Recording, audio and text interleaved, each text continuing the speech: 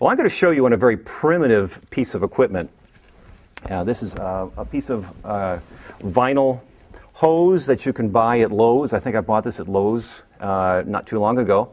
And it's vinyl tubing. It's, for those of you who might be interested, it's 3/8 inch inside diameter. But basically, when you take a mouthpiece and you put it in a length of tubing, it'll resonate on certain notes, and I'll show you how that works. Here's a mouthpiece alone.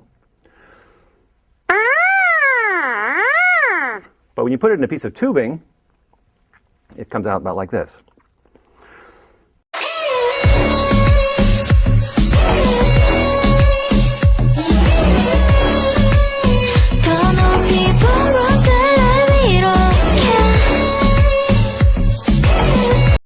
And then what this is just a plastic funnel, but this is just like the bell on the brass instrument. And what this is like a megaphone.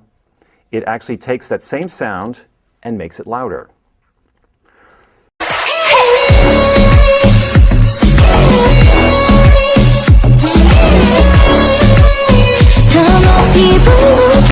Now that's basically the mechanics in playing a brass instrument or any instrument that uses a mouthpiece. You have the mouthpiece, creates the buzz. The tubing resonates on certain notes that we call the harmonic series. And then we have on it a bell, which actually makes it louder so that the sound projects a longer distance.